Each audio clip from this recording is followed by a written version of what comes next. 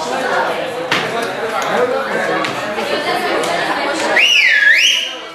dia, pessoal. Prazer estar de volta, realmente. Ter comigo. Agora, lembra quando eu subi que não pode mais falar nada, eu vi tua boca se mexendo? Não, também não. Ué, o que houve? Será que 2 semanas foi o suficiente para perder a noção? Outra, tu não tá com o caderno aberto, tá fora da casinha, bicho. Se tu não tá já no ponto pra aula, tá fora da casinha, porra. É terceirão, meu querido. No segundo ano eu perdi tempo com isso. Ai. Vamos! Revisãozinha de espelho esférico. Se tu não fez a tua tarefa, tá no caminho do inferno. Eu te pedi um exercício de tarefa. Se tu não fez essa porra dessa tarefa, tá no caminho das trevas, hein, meu querido? Ó, daqui a pouco tá adulto, teus filhos estão aí, vai dar merda. Tu sabe disso. Então, ó, espelho esférico é côncavo ou é convexo?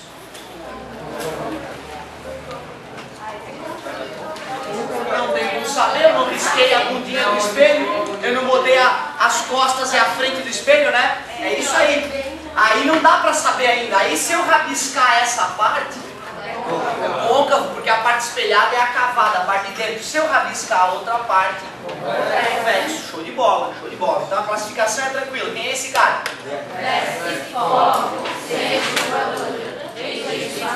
Aí tu me enche de orgulho, show de bola. Conheces os elementos, sabe que se um raio chega paralelo, sai pelo foco, se chega pelo foco, sai paralelo, é a reversibilidade dos raios de luz. O raio que atinge o vértice, sai do mesmo ângulo, tu usa aquele macetezinho geométrico para obedecer isso, e tem aquele que chega pelo centro de curvatura e volta sobre ele mesmo, já responde um monte de questão teórica e já te ajuda a fazer as imagens graficamente. Lembra que são 5 possibilidades para o espelho côncavo, merece mais atenção. O espelho convexo é mais tranquilo porque é VMED, virtual, menor e direita.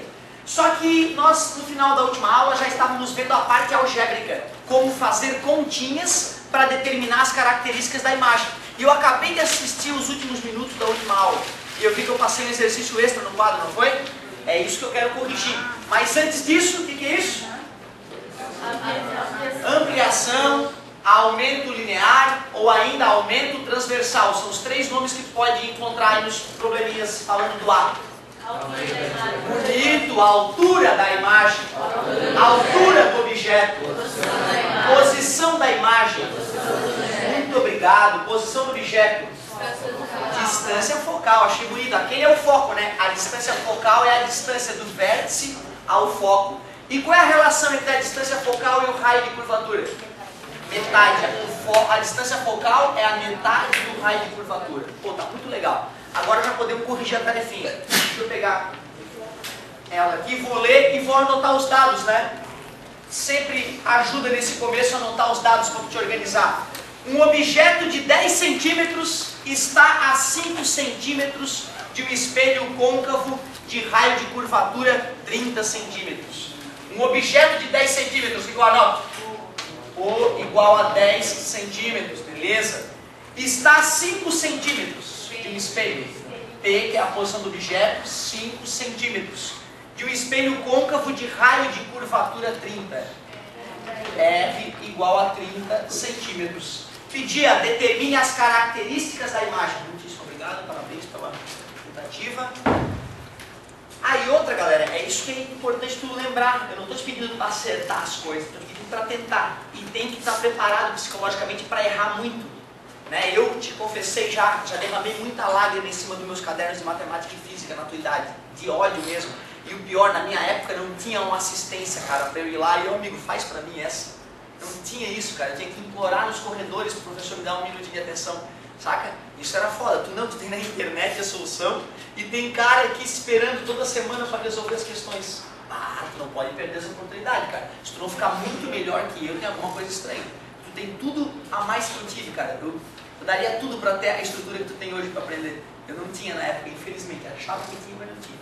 Galerinha, anotou os dados, características da imagem. Ele quer saber o I, ele quer saber o P', e quer saber se é maior, menor ou igual, se é direita ou invertida, certo? E aí, que continha dá para fazer, para começar? 1 sobre F é igual a 1 sobre P mais 1 sobre P'. Tá, o P eu tenho, que é 5, mas o F eu ainda não tenho. Tem que pegar a gente dividir por Ah, tá certo, a gente acabou de revisar. Aliás, posso esquecer da galera de casa. A gente acabou de revisar que o F é igual ao raio sobre 2. Portanto, 30 dividido por 2 na matemática profunda, temos que a distância focal é 15 centímetros. Aí sim, posso substituir ali. Show de bola. Mais, passa pra cá. Menos cuidado com essas frações, gente. Tu tem que dominar soma, subtração, multiplicação e divisão de fração. Tem que ter segurança na tua idade para fazer isso. Mínimo entre 15 e 5. Sempre que o maior é divisível pelo menor, ele próprio é o MMC. Divide. Que alívio. Tu acredita que em alguns lugares eu pergunto e eles ficam mudos? É triste, né? 15 dividido por 15. 1 vezes 1, olha que tranquilinho, 15 dividido por 5, 3 vezes menos 1, menos 3, é igual a 1 sobre pelinha. 1 menos 3, menos 2 sobre 15 igual a 1 sobre pelinha, invertendo os dois lados ou fazendo cruz credo, se preferir, pelinha igual a 15 sobre menos 2. 15 pila para 2, 7,50, né? Menos 7,5 centímetros. Achei o valor do pelinha. E agora? I sobre O. É sempre as duas fórmulas clássicas, né? I sobre O igual a menos pelinha sobre P. O I eu estou procurando para poder falar as características da imagem. O O, ele me forneceu de cara no problema, 10. O pelinha, eu acabei de calcular O menos menos, ó. Irico. O menos da fórmula e o menos do próprio pelinha. E o P eu sabia desde o começo também, 5. Olha só, cara, vai dizer que não dá vontade de simplificar o 10 com 5, ó. Divide por 5, dá 2. Divide por 5, dá 1, ó, que beleza que ficou. O 2 está dividindo, passa? Multiplicando. E é igual, menos com menos? 7,5 vezes 2, 15 centímetros. Agora vamos escrever as características, já que está tudo calculado. A imagem ficou maior, menor ou igual? O tamanho ficou o mesmo? Qual é o tamanho do objeto, gente? 10 centímetros. Ó, o objeto tinha 10 centímetros. Como é que ficou a imagem? 15 centímetros. A imagem ficou maior. Ela é real ou virtual? Real. Como é que a gente vê se é real ou virtual? Se está do lado da luz ou do lado das trevas, né, da escuridão? E como é que a gente definia isso? Era o sinal, né? O sinal de quem? Pode ser do I ou do pelinha. Eu prefiro definir pelo pelinha, porque o I vai me dizer se está para cima ou para baixo. Positivo para cima, negativo para baixo. E o pelinha é que vai me dizer se está do lado das trevas, negativo, medo, escuridão, ou positivo, luz. Beleza? E o pelinha deu o quê? Olha lá, ó, o pelinha deu negativo. Essa imagem está se formando, né, lá atrás do espelho, onde não tem luz. Então ela é virtual. Outra, toda imagem que é direita é virtual. A imagem deu positiva, não é? Ela é direita. Se ela é direita, é virtual. Lembra do teu dia a dia? Quando tu te olha no espelho, está direito, não está? De cabeça para cima. E aquela imagem existe? Não, ela está atrás da parede, cara. Não tem nada lá atrás da parede, certo? Aquilo ali é só uma alucinação. É virtual aquela imagem, ela não existe. Tá? Então lembra do teu dia a dia para lembrar que se a imagem está direita, ela é necessariamente virtual. E confirmamos isso pelo negativo do pelinha. Falta dizer o que? Além de maior ou menor, virtual ou real, direita ou invertida. E aí? O I é positivo, então ela ficou direita. O importante dessa tarefa era tu ter um primeiro contato, teoricamente, esse ano, né, com as continhas. Mas vocês devem lembrar que tem contas dessa matéria que são bem chatas. Tem algumas bem desafiadoras mesmo. O bacana é tu começar pelas mais tranquilas. Pegar os probleminhas mais tranquilos e ir resolvendo um ou outro, né? E sempre trazer as dúvidas para assistência. Isso é fundamental. E não venham para assistência de mãos vazias, gente. Tá? Já venham cheio de perguntas. Já venham, ó, essa eu tentei. E tem que ter tentado de verdade. Tem que ter escrito o número da questão, lido várias vezes, buscado o formulário, substituído pelo menos uma vez na sorte, mesmo que não esteja entendendo. Porque aí o teu cérebro cria armas para na hora de tu assistir a correção tu entender. Que senão tu vai lá, essa deve ser terrível. Faz aí, professor.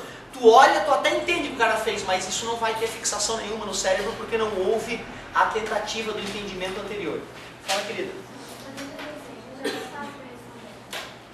Sim, assim, nesse caso, parabéns. Nesse caso, tu faz um desenho bem proporcional, tu conseguiria achar as respostas sem problema nenhum, certo? Era importante treinar o cálculo, mas ela tem razão. Só com um desenho bem feito seria o suficiente para tirar as conclusões. Bem observado. E galera, vocês sabem, vocês ganharam o volume 2, né? Claro, né? Então já brincando com ele, provavelmente em outras matérias, certo? Porque a gente já entrou no volume 2, percebeu, né? Essa história do espelho já está no volume 2. E a gente não pode se atrasar, infelizmente, devido, né, a esse lapso, essa perda de 3 aulas. Jezebel, quero recuperá-las todas. O negócio é o seguinte, galera. Nós vamos voltar, evidentemente, a fazer exercício de espelhos esféricos, vamos voltar a discutir esse fenômeno, mas eu quero aproveitar para discutir um outro fenômeno muito semelhante à reflexão, com leis muito parecidas, que é a tal da refração. Eu quero começar a discutir com vocês o fenômeno da refração, para a gente não ter chance de se atrasar nessa apostila. É logo depois do espelho esférico, né? A apostila já vem a história da refração. Antes de começar a te falar das leis da refração, nós temos que lembrar um detalhe importante. Velocidade da luz no vácuo.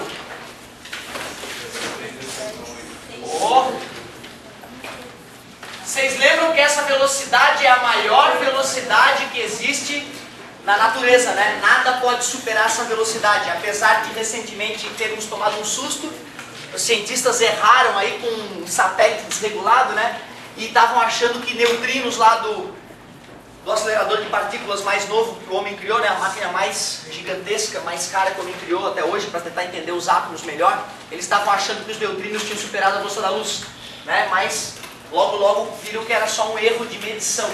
Então, por enquanto, meus queridos, e ao que tudo indica, durante muito tempo a gente, né, vai ficar tentando superar isso, mas não vai ser possível. Aparentemente a natureza não permite.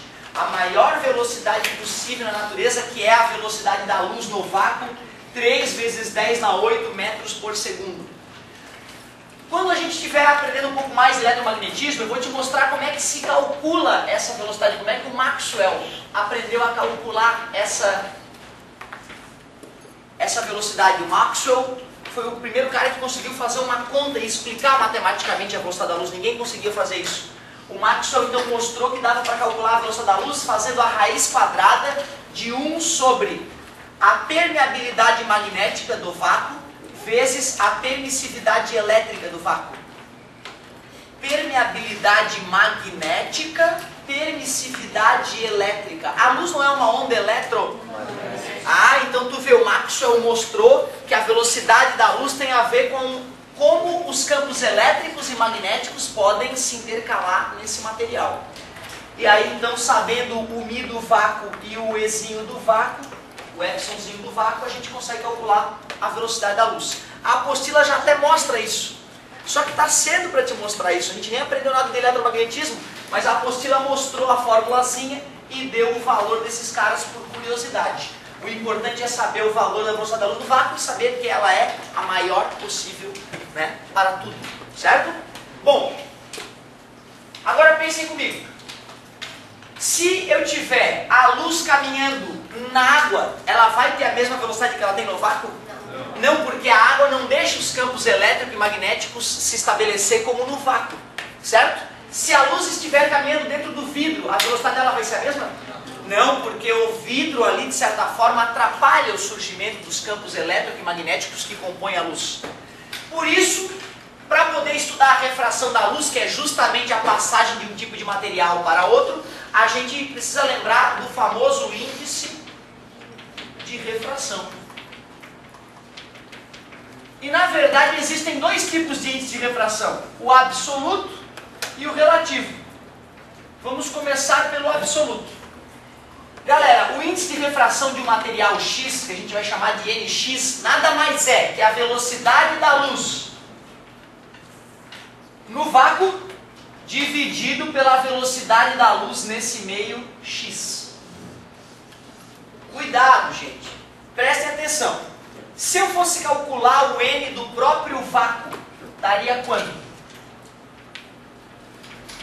Se eu fosse calcular o N do próprio vácuo, Parabéns, estão ligados? Porque olha só, eu acabei de dizer que índice de refração é a velocidade da luz no vácuo dividido pela velocidade da luz no meio que eu estou estudando. Se eu estou estudando o vácuo, é a velocidade da luz no vácuo dividido pela velocidade da luz no vácuo. E o número dividido por ele mesmo está sempre... Por definição, o n do vácuo é 1, então. E isso tu é obrigado a saber. O cara não vai colocar na prova n do vácuo 1. O aluno, teoricamente, tem que entender por que o n do vácuo é 1. Ele te fornece a definição, essa fórmula tu ganha, sem problema nenhum. Se nós fôssemos calcular o índice de refração do ar, o índice de refração do ar, meus amigos, é 1,0003. O que tu conclui quando eu coloco que o índice de refração do vácuo é 1,0003? Que ele é só um pouquinhozinho maior que o do vácuo. Concordas comigo? Ou seja, a velocidade da luz no ar é praticamente igual à do vácuo. O ar atrapalha bem pouco. O ar atrapalha bem pouco a movimentação, a velocidade da luz. E tu aqui no ensino médio, está acostumado a trabalhar com a quarta casa após a vírgula? Ah, para com isso. É por isso que aqui no ensino médio a gente diz que o N do ar é aproximadamente 1. Beleza? Mas a verdade não é essa. Até porque se a luz não mudasse de velocidade quando entra na atmosfera terrestre, não haveria aquela história da posição do Sol ser errada em relação a que a gente olha e a que é de verdade, a posição das estrelas estarem levemente alteradas, certo? Isso é uma coisa que a gente já discutiu desde o ano passado. Então até agora nada demais. Já seria importante o cara conseguir resolver algumas questões envolvendo essa ideia. Por exemplo, eu vou lá e digo, um certo material tem índice de refração 2. Qual é a pergunta que eu posso fazer sobre esse material? Qual é a velocidade da luz nesse material? Como é que eu faria essa continha? N, C, sobre V, se é do material Y ou material Y. O N é 2, 3 vezes 10 na 8, VY está dividindo, passa, está multiplicando, passa, posso trocar os dois em posição na prática, então ficou que a velocidade Y é 1,5 vezes 10 na 8 metros por segundo. Concluindo, índice de refração 2 significa que a velocidade é a metade. Índice de refração 3 vezes menor, ficaria 1 vezes 10 na 3. Índice de refração 5, a velocidade é 5 vezes menor. Então isso é uma coisa que já cobra no vestibular. Quanto maior o índice de refração de um material, menor a velocidade da luz nele. Certo? E tu vê, cara, isso deriva de uma ideia simples, que é a ideia do índice de refração. Só que não se esqueçam, o fundamental seria que hoje à tarde tu fizesse exercícios disso. Porque quando passa 3, 4 dias, esquece. É assim que o ser humano é. Então assim, tu tinha que dar um jeito de organizar a tua vida, parar de estudar para a prova de amanhã e começar a estudar antes e depois de cada maldita aula, um pouquinhozinho de nada. Aí tu ia ficar foda, teus amigos iam te chamar de CDF. Esse cara é CDF, mas eles iam ficar com inveja. Teus pais iam ficar orgulhosos de ti, todos ficariam. Tu mesmo começaria a mudar a maneira como tu te enxerga. Porque, gente, os gênios que a gente escuta por aí são só os caras que estudam um pouco mais. Não foi que nasceu melhor, tá confirmado, gente. Claro que algumas pessoas têm um pouquinho mais de facilidade que outras, mas quem fica gênio é quem estuda. Não é que nasceu com o cu virado para a lua, é que estudou, fez por merecer, bunda na cadeira, sem MSN ligado, essa bosta desse MSN. Então, ó, velocidade Y é 1,5 vezes 10 na 8, tranquilinha a conta. Alguém poderia criar um outro tipo de problema? Legal, olha só, fala a velocidade no material Z é 2 vezes 10 na 7 metros por segundo. Calcule o índice de refração do material Z. Essa é uma pergunta possível também, né? Como é que faz? Deixa eu ver. NZ. Legal, já estão até substituindo. Vou copiar aqui na humildade. NZ é igual 3 vezes 10 na 8 na 7. N do material Z é igual 3 dividido por 2, 1,5. 10 na 8 por 10 na 7, 10. O índice de refração do material Z é 15. Quer dizer que a velocidade da luz dentro dele é 15 vezes menor que a velocidade da luz no vácuo. Certo? Bonita a tua pergunta. Vamos fazer a análise dimensional. Sempre que a gente fica curioso sobre a unidade ou com a grandeza, a gente faz o estudo da unidade, a análise dimensional. Vamos pegar a fórmula original. A definição de índice de refração. M é igual velocidade, então nós medimos em metros por segundo, sempre usando colchetes na hora da análise dimensional, né? Velocidade de novo, metros por segundo. Metros por segundo dividido por metros por segundo dá 1. Então não tem unidade nenhuma, certo? É uma grandeza adimensional que a gente chama. Beleza? Boa pergunta. Então índice de refração não tem unidade mesmo. Tá? Muito boa pergunta. Legal. Tranquilinho até agora? Só que eu te falei que além do índice de refração absoluto, tem o tal do índice de refração relativo. Vamos dar uma olhadinha nessa história de índice de refração relativo, então. Você poderia criar uma unidade de medida, então? A gente poderia, de repente, criar uma unidade para homenagear alguém. Mas, tipo assim, o radiano. O radiano ele não é uma unidade na sua essência. O radiano é definido como tamanho dividido por tamanho. Então o radiano é para lembrar que, né, para lembrar que ele vem do raio, que tem a ver com o raio, né, mas não é uma unidade verdadeira, digamos assim, não é que nem o grau, né, que é uma unidade, uma escolha, certo? Então a gente poderia colocar, né, sei lá, as Drupals, para homenagear o nosso querido exemplo, né, quantos anos se nos dá aquele exemplo? Os Drupals. Galerinha, olha só, índice de refração relativo agora.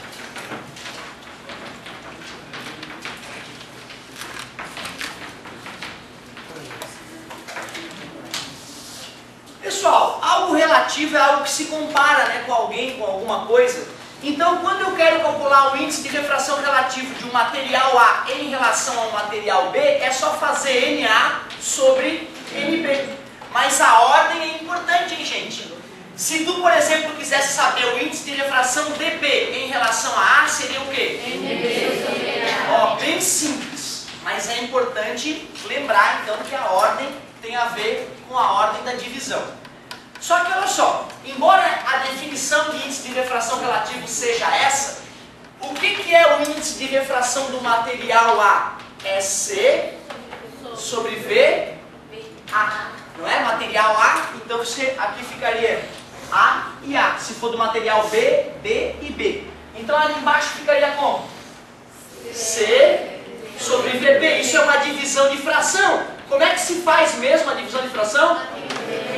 A primeira vezes o inverso da segunda. Muito obrigado. E C no numerador junto com C no denominador cancela. Afinal, o número dividido por ele mesmo dá 1. Então, uma outra maneira de calcular o índice de refração relativo de A em relação a B é fazendo VB sobre VA. Atenção, tu viu que a ordem mudou agora? Se eu fosse usar os índices de refração, era NA sobre NB, na mesma ordem. Primeiro, segundo, primeiro, segundo. Mas se eu for usar a velocidade como referência, é o contrário, é VB sobre VA. Não vale a pena decorar essa informação, mas de repente se tu olhar alguma coisa desse tipo no formulário, né, para não achar confuso, é bacana saber por que isso aconteceu, né? Aliás, então se eu fosse calcular o índice de refração do material B em relação ao material A, usando as velocidades, ficaria como? VA sobre VB, analogamente, né, dá para raciocinar, né? VA sobre VB, tudo bem? Manda amigo. Pô, você ali em cima tu falou que a ordem é importante porque ele NAB, tu botou VB em cima e VA embaixo. Era justamente o que aconteceu agora na aula. Essa parte da aula foi para explicar isso. Vamos de novo lá. NA é C sobre VA. Veio da definição de índice de refração. Concordas comigo? X e X, A e A, B e B. Tudo bem? Então eu tenho o direito de colocar no lugar do NA C sobre VA. Eu tenho o direito de colocar no lugar do NB C sobre VB, que é a definição de índice de refração, velocidade da luz no vácuo sobre velocidade da luz no meio. E ficou uma divisão de frações, ó. Uma fração dividida por outra fração. Como é que se opera a divisão de fração? É a primeira fração vezes o inverso da segunda, ó. E aí cortou C com C, agora mudou a ordem, mas mudou a ordem porque não é mais N, é V agora. Ali era N. Agora é V, velocidade. Beleza? Pessoal, Índice de refração relativa é um pouco mais raro aparecer questões no vestibular, mas aparece também. Então assim, tu não pode optar, né? Ah, eu tomara que nesse ano na UFSC não caia. Pode cair, então tu vai ter que fazer exercício disso também. Só que o filé ainda não é isso. Isso aí são coisas acessórias que a gente precisa para discutir o fenômeno da refração, que é o objetivo, né? Começamos ali querendo estudar a refração. A gente viu que temos que conhecer a velocidade da luz no vácuo, que é a maior da natureza. Nós sabemos que a velocidade da luz muda de um meio para o outro, e aí a gente criou um númerozinho para medir essa velocidade da luz em vários meios. O nome desse númerozinho é índice de refração. E por curiosidade, né, quanto maior esse númerozinho, menor a velocidade da luz, né? Porque a velocidade da luz fica na parte, a velocidade no meio fica na parte de baixo da fraçãozinha, certo? Nada demais. Vimos também que os cientistas criaram um índice de refração para comparar o N de um material com o N de outro material. Nada demais. Mas agora sim vai começar a ficar mais legal. Porque sempre que eu tenho material A e material B, ambos transparentes, ou seja, a luz pode atravessá-los sem dificuldade. Se um raio de luz atinge a superfície de separação entre esses materiais, já que a velocidade da luz é diferente, vai ocorrer um certo desvio, não é isso? Para medir o quanto foi esse desvio, a gente sempre usa a tal da reta normal. Por que ela tem esse nome mesmo? Porque ela faz 90 graus.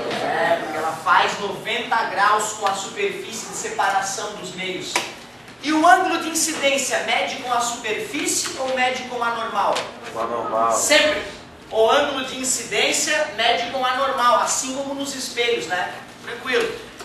Agora eu pergunto, se a velocidade da luz no meio A é menor que a velocidade da luz no meio B, é a mesma coisa que dizer que o MA é maior que o MB. Acabamos de discutir que um é o contrário do outro, né? Alguém lembra? A velocidade aumentou, o ângulo vai aumentar ou vai diminuir? Será que esse raio passa reto, se aproxima da normal ou se afasta da normal? O segredinho que eu dei para vocês é: a velocidade acompanha o ângulo acompanha a velocidade. Se a velocidade aumenta, o ângulo aumenta. Se a velocidade diminui, o ângulo diminui. É assim que eu decorei e me serviu muito bem. Eu sempre ficava indeciso, tem muita pergunta que é só isso, né? O cara só tem que saber isso para matar a questão. Então eu lembro que eu decorei dessa maneira. Otávio, o ângulo sempre acompanha a velocidade. Se a velocidade aumenta, o ângulo aumenta. Se a velocidade diminui, o ângulo diminui. Agora que já te falei o segredo, qual é a posição? Qual é o raio? Vai na posição A, B ou C? C. Ai. Eu falei que o ângulo o quê? Aumenta. Por que o ângulo aumenta? Porque a velocidade aumentou. Ô gente, se for na posição A, o ângulo diminuiu, caramba. Concorda comigo? Concordo. Vocês estavam olhando o ângulo aqui de certo. Tá. Né? Então o ângulo é sempre com a reta normal. Então, ó, nesse caso, o raio se afasta da normal. Esse é o ângulo de refração. Muito obrigado. Ficou claro que aumentou agora o ângulo, né? Se a velocidade no meio B fosse menor que a velocidade no meio A, aí sim o raio se aproximaria da normal. E se os índices de refração fossem iguais, o raio passaria reto. Tem o famoso exemplo do vidro e do tetracloroetileno.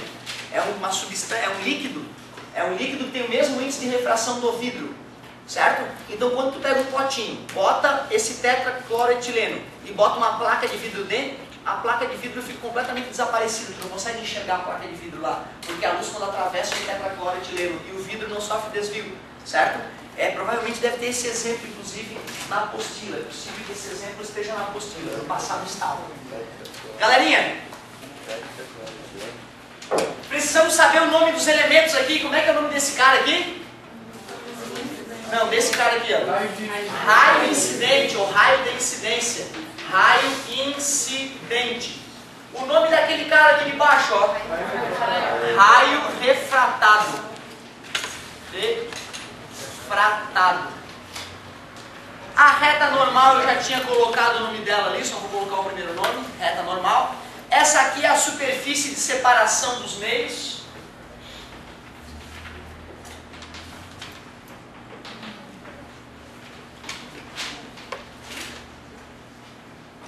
E o I e R vocês já me falaram. Ângulo de incidência e ângulo de refração.